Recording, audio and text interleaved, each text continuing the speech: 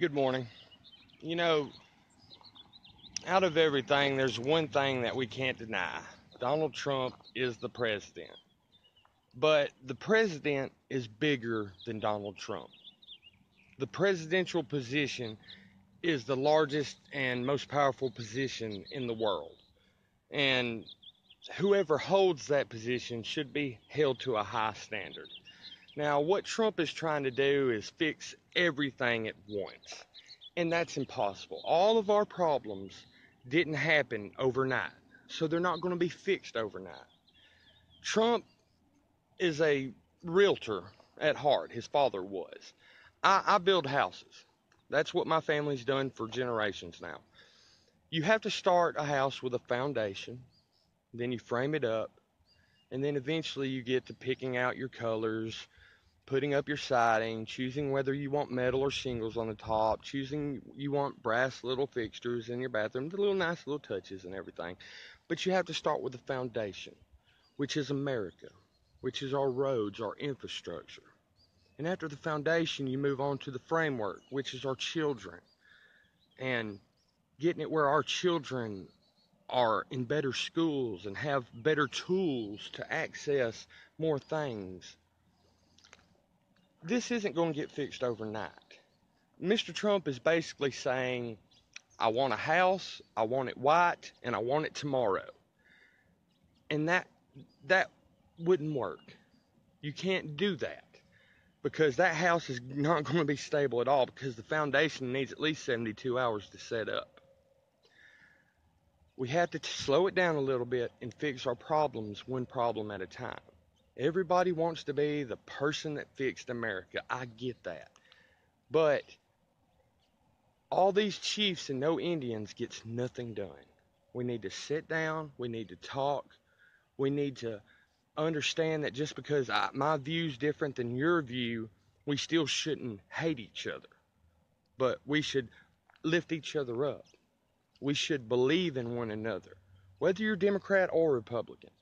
And we should pay attention to what's good for America. And in the end, that will be what's good for the rest of the world. I want every Russian kid to have a nice future. I want every Chinese and Japanese kid to have a nice future. But above all, I want every American kid to have a nice future. And it starts at home. Now, I'm not saying we abandon paying attention to the rest of the world, but I'm saying we start paying more attention to at home. I've had struggles in my life. My biggest struggle that I've ever had was a struggle with addiction. I struggled with it because I had a doctor that started writing me pain pills like candy. And then all of a sudden, that got taken away. And I lost my way. I lost the ability to feel. And it was the hardest thing. I was scared. And when you're scared, you don't know what to do. And I finally realized that the only person that was going to help me was myself. And through help, through me wanting it and a few others, a few guiding lights, I was able to overcome my addiction and get my feelings back. And I'm the best me that I've ever been.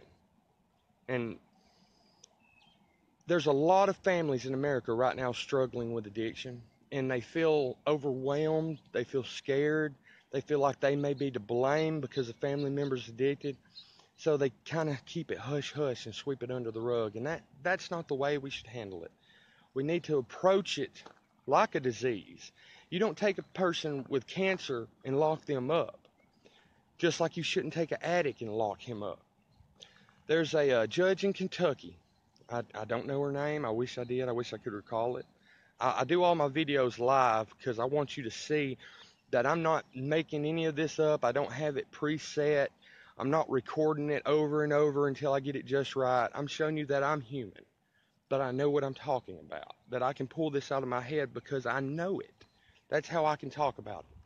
All right, there's a judge in Kentucky that is started a program where addicts don't necessarily go to jail, but they go to a jail-like thing where they get counseling and they're given Suboxone to help them with their addiction. Now, I don't necessarily like Suboxone because it's more of a Band-Aid, but I would much rather someone I love be on Suboxone the rest of their life than doing heroin the rest of their life. because if they are, they're not going to have much of a life. But that's a better program than just throwing them in jail and throwing away the key, because that helps nobody. That doesn't help the person, and it doesn't help the area or the family. All I'm saying is we need to slow down. You know, these problems ain't going to get fixed like in a blink of an eye. We've been digging this hole for 20 or 30 years. We're not going to get out of it quickly.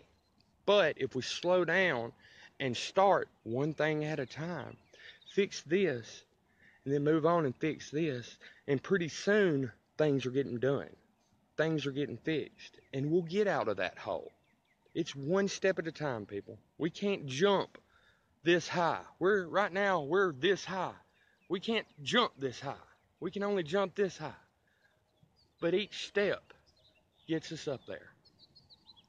I hope you all have a great day, and I hope we all have a better tomorrow. I'm MB Wayne. Thank you for your listening. Have a great day.